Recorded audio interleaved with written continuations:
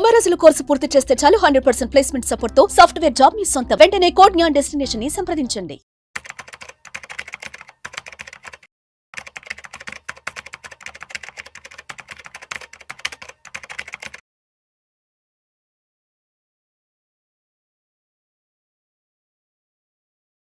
నమస్తే, నేను మీ రేవంత్ చలమల. సో ఈరోజు గోల్డ్ ఇన్వెస్ట్మెంట్స్ గురించి మాట్లాడాలనుకుంటున్నాను. సో రీసెంట్గా మల్టిపుల్ కాన్వర్జేషన్స్లో నాకు అర్థమైంది ఏంటి అని అంటే, సరే ఆర్నమెంట్ పరంగా గోల్డ్ కొంటే మనకి లాస్, కానీ ఏదో ఒక గోల్డ్ స్కీమ్ ద్వారానో, లేకపోతే ఏదైనా గోల్డ్ కాయిన్స్ ద్వారానో, లేదా ఒక గోల్డ్ బిస్కెట్ ద్వారానో మనము ఇన్వెస్ట్మెంట్స్ పెట్టుకుంటూ వెళ్ళి మన అవసరం వచ్చినప్పుడు డైరెక్ట్గా ఆ బిస్కెట్స్నో కాయిన్స్నో అమ్మేసుకొని మన అవసరం తీర్చచ్చు కదా. గోల్డ్ అనేది ఒక ఎసెట్ కదా, జస్ట్ లైక్ ఏ ల్యాండ్ కదా, అది కూడా పెరుగుతూ ఉంటుంది కదా అని చెప్పేసి చాలామంది ఒపీనియన్లో ఉన్నారు. నాకు తెలిసి మన యూఎస్లో కూడా చాలామంది అందులో ఉండుంటారు. డెఫినెట్గా గోల్డ్ అనేది ఒక ఎసెట్టే. మనము వేరే వాడితో పోల్చుకుంటే గోల్డ్లో పెట్టుకుంటే మన అవసరాలు కూడా తీరుతాయి, మన చేతుల్లో ఉంటుంది, ఎప్పుడైనా మనకి లిక్విడిటీ వస్తుంది. ఎస్, లిక్విడిటీ పాయింట్ ఆఫ్ వ్యూలో 100% gold is good. And so ఇక్కడ చిన్న ఒక పాయింట్ ఏమి యాడ్ చేయాలనుకుంటున్నానంటే, గోల్డ్ని ఒక ఇన్వెస్ట్మెంట్ పాయింట్గా మాత్రమే చూడాలి, అంటే వన్ ఆఫ్ ద పాయింట్గా మాత్రమే చూడాలి. గోల్డ్ అనేది పూర్తిగా దాని మీద డిపెండ్ అవ్వకూడదు అనేది నా పర్స్పెక్టివ్.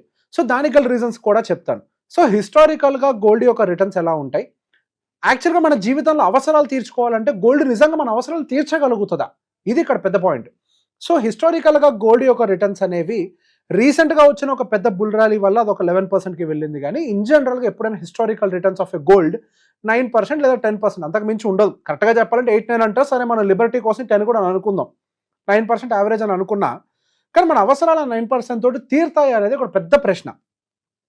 సో మన జీవితంలో వచ్చేటువంటి అవసరాలన్నీ కూడా ఏ పర్సంటేజ్తో పెరుగుతాయి అన్న దాన్ని బట్టి కదా మనం ఎంత రిటర్న్ తీసుకోవాలని నిర్ణయించుకునేది. సో ఒక ఉదాహరణ, మీరు ఇక్కడ నుంచి తిరుపతి వెళ్ళాలని అనుకుంటున్నారు. సో తిరుపతి వెళ్ళాలంటే ఫ్లైట్లో వెళ్ళొచ్చు, లేదా ఒక ఆర్టీసీ బస్సులో వెళ్ళొచ్చు, లేదా ఒక కార్లో వెళ్ళొచ్చు, సైకిల్ మీద వెళ్ళొచ్చు, నడుచుకుంటూ వెళ్ళొచ్చు, ఎట్లయినా వెళ్ళొచ్చు. You have multiple options. కానీ దేంట్లో వెళ్ళాలి అనేది మనం ఎంత టైంలో రీచ్ అవ్వాలన్న దాని మీద డిపెండ్ అయి ఉంటుంది. మనం ఒక 2 గంటల్లో తిరుపతి రీచ్ అవ్వాలంటే ఫ్లైట్లో వెళ్ళాలి. లేదు మనకి ఒక ఓవర్ నైట్ జర్నీ అయినా పర్లేదు అని అంటే ఒక బస్సు ఏదో తీసుకోవాలి. లేదు కొంచెం కంఫర్టబుల్గా అక్కడక్కడ ఆగుతూ వెళ్ళాలంటే కార్లో వెళ్ళాలి, స్లో వెళ్ళినా పర్లేదు అంటే మనం నడుచుకుంటూ కానీ సైకిల్ మీద కానీ వెళ్ళొచ్చు. సో ఇక్కడ పాయింట్ నేను చెప్పింది క్లియర్గా అర్థమై ఉంటుంది. సో ఎంత టైంలో రీచ్ అవ్వాలి, సో మనకి ఇక్కడ టైం పర్స్పెక్టివ్ అనేది చాలా ఇంపార్టెంట్. మనం ఎంత ఖర్చు పెట్టాలి, ఎంత టైంలో రీచ్ అవ్వాలి, ఇదే ఇక్కడ పాయింట్.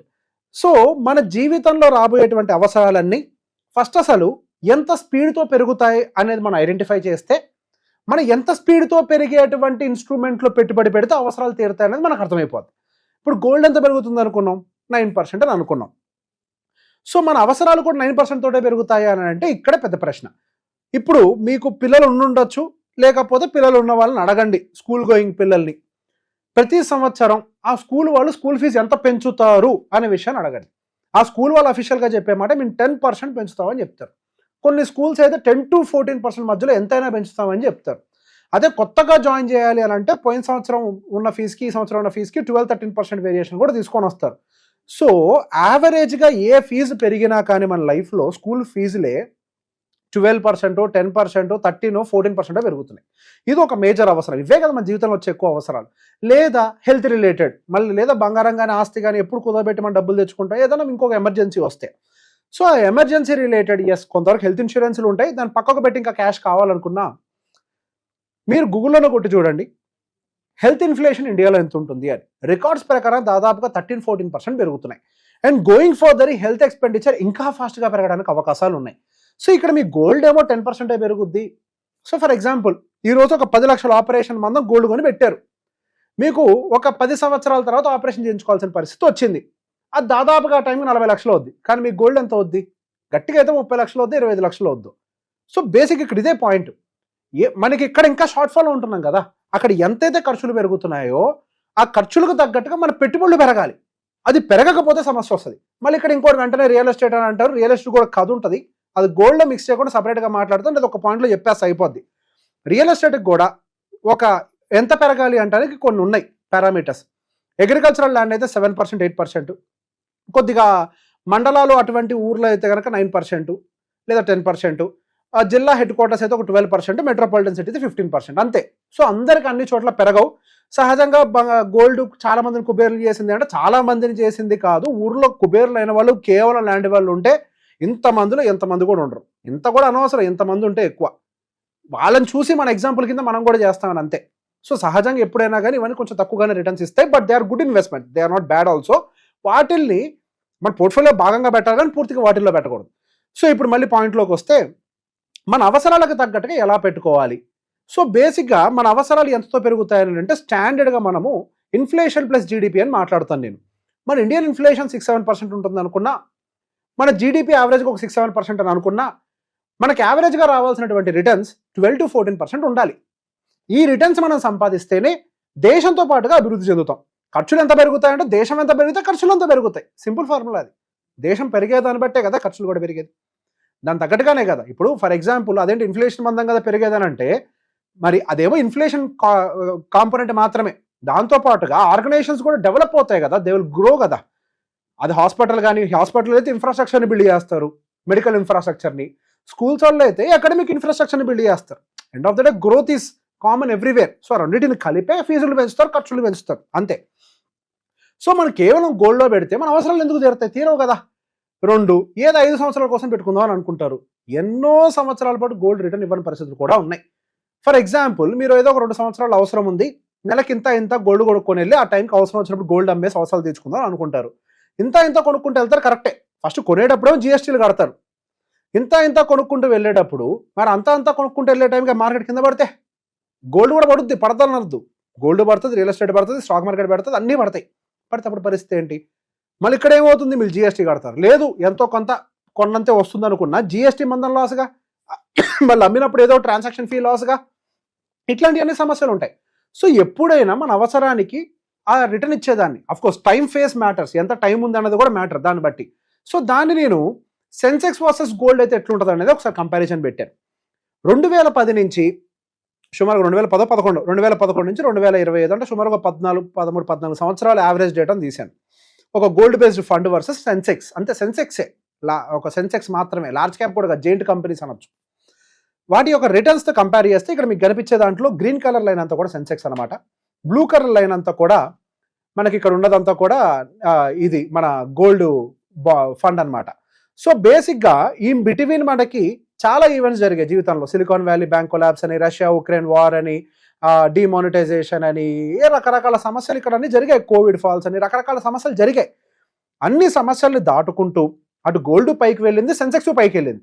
కానీ అన్ని సమస్యలను దాటుకుంటూ ఎక్కువ ఫాస్ట్గా ఏది వెళ్ళింది అంటే మనకు సెన్సెక్స్ పైకి ఎక్కువగా వెళ్ళింది ఈ టైం ఫ్రేమ్లో. సో ఎప్పుడైనా, అందుకే నేను చెప్పేది, మనకి ఎంత రేట్లతో మనకు ఖర్చులు పెరుగుతాయో అంత రేటుతోటి మనం రిటర్న్స్ తీసుకోగలగాలి. సమస్యలు గోల్డ్కి వచ్చాయి, సమస్యలు ఇక్కడ సెన్సెక్స్కి కూడా వచ్చాయి. ఇక్కడ గోల్డ్ పెరగని సందర్భాలు కూడా ఉన్నాయి చూడండి. సుమారుగా 2013 నుంచి మళ్ళీ దాని హైని బ్రేక్ చేయడానికి 2019, అదే నేను చెప్పేది. దాదాపు 4-5 సంవత్సరాలు వేసుకోవచ్చు కదా, అదే 5 సంవత్సరాలు అనుకుంటా. 5 సంవత్సరాల వరకు గోల్డ్ పెరగని సందర్భాలు లేవంటే ఉన్నాయి కదా, ఇక్కడ కూడా సందర్భాలు ఉన్నాయి. ఇన్ఫాక్ట్ ఇక్కడెక్కడో ఒక పీక్ ఫామ్ చేసింది 2012లో, అక్కడక్కడ తిరుక్కుంటూ. ఇక్కడ కనీసం స్టడీగా ఒకసారి కిందకు వచ్చిన పైకి అని మనకు సెన్సెక్స్ వెళ్తుంది, కానీ గోల్డ్ స్ట్రక్ అయితే రిటర్న్ ఇవ్వని సందర్భాలు కూడా చాలా ఉన్నాయి. సో ఇటువంటివి కూడా గోల్డ్లో ఉంటాయని దృష్టిలో పెట్టుకోండి. సో మీ రిటర్న్స్కి ఎంత అవసరమో దానికి తగ్గట్టుగా మీరు ఇన్వెస్ట్మెంట్స్ని ప్లాన్ చేసుకోండి.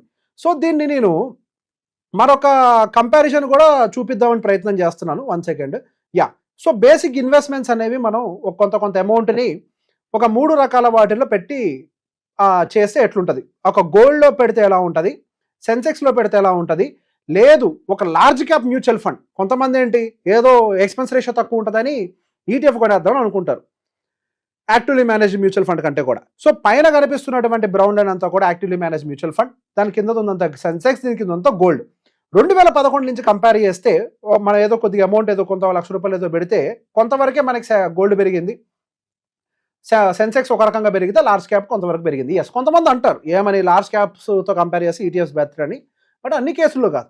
ఒకప్పుడు మ్యూచువల్ ఫండ్స్ మీరు గమనిస్తే మీరు చెప్పింది నిజమే, 2020 కంటే ముందు వరకు కూడా పెద్ద ఎత్తున ఏం లేవు. అక్కడ కూడా కొంతవరకు డివియేట్ అయినాయి, కొంతవరకు కొన్ని ఫండ్స్ బాగానే ఇచ్చాయి, కొన్ని ఫండ్స్ ఇవ్వలేదు. కానీ మనకి 2020 తర్వాత నుంచి మ్యూచువల్ ఫండ్ ఇండస్ట్రీ చాలా మెచ్యూర్ అయ్యి వాళ్ళ యొక్క రీసెర్చ్ను కూడా పెంచాయి. ఇప్పుడు అవుట్ పర్ఫార్మ్ చేసే ప్రయత్నం చాలా బాగా చేస్తున్నాయి. మీరు ఇప్పుడు కంపేర్ చేసుకోవచ్చు అన్ని ఫండ్స్ని. ఏదో కొన్ని ఫండ్స్ అండర్ పర్ఫామ్ చేస్తున్నాయి కానీ బెటర్గానే పర్ఫామ్ చేస్తున్నాయి ఇప్పుడు చాలా ఫండ్స్ కూడా.